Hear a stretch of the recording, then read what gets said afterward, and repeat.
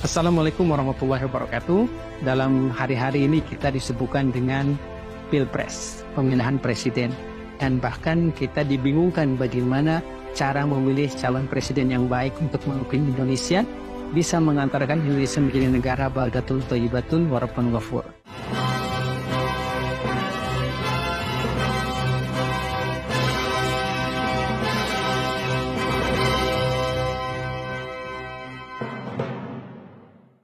Bagi saudara kita yang muslim, itu sangat mudah sekali. Kita mencontoh bagaimana kriteria yang dimiliki oleh baginda Rasulullah SAW, kemudian Rasul mewariskannya kepada kita semua. Sifat-sifat Rasulullah SAW itu utamanya ada 4. Fatonah, tabligh, amanah, dan siddiq. Fatonah itu adalah cerdas. Artinya dia memiliki satu tingkat kecerdasan yang tinggi. Fatonah berarti menguasai data-data. Baik itu data-data pendidikan, kesehatan, demikian juga kesenjangan antara fakir dan miskin, demikian juga bagaimana data ibu yang hamil, yang stunting, menguasai ICOR, Incremental Capital Output Ratio, menguasai Gini Ratio, demikian juga kota-kota yang masih terbelakang di Indonesia, dan disparitas antara Jawa dan luar Jawa. Kemudian juga jikalau di hadapan kita ada seorang sarjana S1 dengan S2, kenapa tidak mengambil S2? Jika ada S2 dengan S3, kenapa ngambil S3? Jika ada yang hanya bisa berbicara bahasa Indonesia saja dengan yang bahasa Inggris, kenapa kita nggak ngambil bahasa Indonesia dan bahasa Inggris? Kalau ada yang bisa Indonesia, Inggris, Arab, kenapa tidak memilih Indonesia, Inggris, Arab? Memang memiliki gelar akademis tidak selalu menjamin bahwa seseorang itu adalah cerdas. Tetapi minimum seseorang yang sudah kuliah di satu perguruan tinggi, dia sudah belajar satu disiplin keilmuan secara terstruktur. Sudah belajar secara tersistematis. Makanya ini akan membantu menjadikan dia seorang yang fatonah. Jika ada yang bisa tampil di forum-forum internasional, mengapa kita tidak memilih pemimpin yang bisa tampil dengan kecerdasan yang tinggi, dengan bahasa yang baik, dengan tutur kata yang baik? Alhamdulillah dengan segala kerendahan hati, setelah melakukan kajian yang cukup dalam dan cukup panjang, saya mencoba untuk menuliskan fatonah dalam satu buku, yaitu Fatonah, Professionalism, Quality, dan Competence. Ini ada sekitar 250 halaman, yang dimana ternyata jikalau kita dalami Fatonah itu, maka kita akan memiliki beberapa value yang berbentuknya. Di sana ada knowledge and learning, ada itqan and quality, strategic and tactful, ada musyawarah, ada time management, ada seorang yang selalu berevaluasi dan continuous improvement, serta dia tawakal kepada Allah Subhanahu wa taala. Itu cerdas, fatonah. Tabligh artinya balagha yubalighu tablighan. Artinya mengkomunikasikan dengan sesama. Tutur katanya baik, kemudian juga bahasanya teratur, kemudian juga sistematis. Nah, kemudian juga mampu berkomunikasi dengan semua kalangan.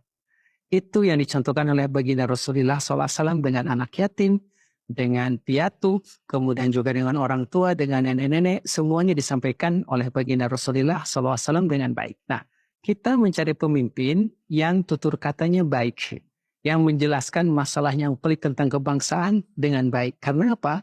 Karena masyarakat itu tidak semuanya pandai. Masyarakat itu tidak semuanya intelektual. Banyak yang pendidikannya rendah. Nah, bagaimana kita memilih pemimpin yang cara komunikasinya bagus? Jika di forum nasional bagus, di desa bagus, di forum internasional juga bagus. Nah, kita harus memilih pemimpin yang maqalla wadalla. Bicaranya padat, tetapi sudah tersampaikan pesannya.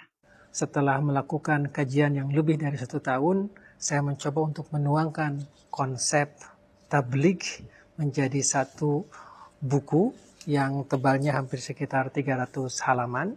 Nah, dalam konsep tabligh Rasulullah SAW, ternyata itu ada visionary and communicative leadership. Jadi seorang pemimpin yang mampu melihat visi ke depan dan mampu mengkomunikasikannya. Di dalamnya ada clear vision. Di dalamnya ada share mission, effective communication, teamwork, motivating and inspiring, care and compassionate, serta leading with examples. Jadi ternyata memberikan contoh suri teladan itu adalah tabligh yang konkret dan nyata. Nah, yang paling penting juga adalah amanah. Amanah itu artinya bisa memegang tanggung jawab, bisa mengemban anggaran. Kita lihat track recordnya ketika mendapatkan APBN atau APBD sekian triliun, bagaimana laporan keuangannya? Apakah WTP, wajar tanpa pengecualian? Dalam hal amanah ini kita bisa melihat kemungkinan capres kita bisa berasal dari pejabat karir atau pengusaha. Kalau pejabat karir kita melihat apakah ada kenaikan harta yang tidak wajar. Dahulu sedikit, sekarang luar biasa. Atau kalau seandainya latar belakangnya ada pengusaha, apakah dia mempergunakan kekuasaannya untuk bisnisnya? Atau ada penambahan aset, proyek, atau lahan yang fantastis. Nah, seorang yang amanah pasti tidak akan mempergunakan keduanya ini. Dan seorang yang amanah pasti tidak akan mempergunakan kekuasaannya agar hartanya naik secara tidak wajar, kalau seandainya pejabat karir, atau ada kenaikan aset, harta, proyek, atau lahan yang fantastis, jikalau dia latar belakangnya adalah pengusaha. Kita tidak bisa cerita saya akan amanah, tetapi yang paling bagus adalah melihat bagaimana ke belakang tentang laporan keuangan ketika dia menjabat. Berbicara tentang amanah, ternyata ini adalah satu yang sangat luar biasa. Amanah itu ternyata dibangun atas trustability. Ada justice di sana, ada fulfilling commitment, ada transparency, ada independency, ada emotional and physical fitness, serta ada accountability dan responsibility. Saya mencoba menuangkannya dalam satu buku yang kurang lebih sekitar 200 halaman. Insya Allah kita membaca bagaimana contoh suri teladan amanah dari Rasulullah Sallallahu Alaihi Wasallam. Dan yang terakhir adalah siddiq. Nah, siddiq ini adalah integritas. Integritas, kemudian juga siddiq berarti kejujuran. Siddiq berarti apa adanya. Nah, yang paling mudah, siddiq ini adalah bagaimana cerminan kepribadian, cerminan intelektualitas, dan cerminan spiritualitasnya. Bagaimana juga keturunannya, karena kita ingin tahu apakah dia ini person of trust atau tidak. Untuk saudara-saudara kita dari Muhammadiyah, melihat dan memilih calon pemimpin sangat mudah sekali. Bagaimana kita melihat kejernihan tauhidnya, bebas dan jauh dari syirik, jauh dari bid'ah, jauh dari khurafat. Demikian juga dia memiliki semangat tajdid, semangat pembaruan, semangat perubahan. Karena itu adalah inti daripada semangat pembaruan Muhammadiyah. Untuk ikhwanana min Nahdlatul Ulama, kita harus memiliki pemimpin yang aswaja, artinya ahlus sunnah wal jamaah. Dia harus bisa memimpin sholawat. Karena apa? Karena dia muslim. Demikian juga kunutnya fasih, bisa memimpin istighosa sebagai manifestasi permintaan pertolongan kita kepada Allah Subhanahu wa taala, dekat dengan pesantren dan dekat dengan kultur NU. Makanya semakin dekat seorang calon pemimpin dengan kultur NU, berarti dia bisa lebih diterima di kalangan hadirin. Nah, bagi saudara-saudara kita yang umum, sesungguhnya memilih pemimpin itu mudah saja. Kita lihat bagaimana tauhidnya, bagaimana salatnya, rajin tidak, bagaimana bacaan Qur'annya, ikhfa, idgham, gunnah, bila gunnahnya, rapi enggak. Demikian juga sempat tidak dia pergi haji dan umroh. Kenapa? Haji dan umroh ini kelihatannya simple, tetapi seseorang yang tingkat takwanya rendah tidak akan mementingkan untuk berangkat haji dan umroh. Karena apa? Karena memakan waktu. Dan tentu saja kita bisa melihat sinar dari iman itu dalam akhlaknya. Bagaimana berinteraksi dengan orang lain, terlihat tutur katanya, budi baiknya, sopan santunnya.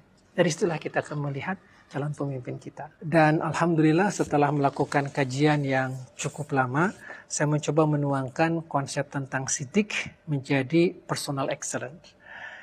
Siddiq ternyata dibentuk dari 7 komponen. Pertama, harus kuat tauhidnya, honest, jujur, peace of mind, orang yang tenang, orang yang tidak emosional. Demikian juga ada kesabaran di sana, ada kesyukuran di sana, dan dia harus halal oriented. Artinya Tidak bisa seorang itu menjadi sidik jikalau dia korupsi. Tidak bisa seorang itu menjadi sidik jikalau laporan keuangannya itu tidak jelas. Dan pastinya sidik juga ada istiqomah. Jadi sesungguhnya memilih pemimpin itu gampang. Kita terapkan aja sidik, amanah, fatonah, tabligh. Bagaimana kecerdasannya, bagaimana cara berkomunikasinya, bagaimana tingkat amanahnya, dan bagaimana tingkat integritasnya. Jadi kalau kita sudah bisa memilih, insya Allah kita akan memiliki pemimpin di 2024, pemimpin yang terbaik. Assalamualaikum warahmatullahi wabarakatuh.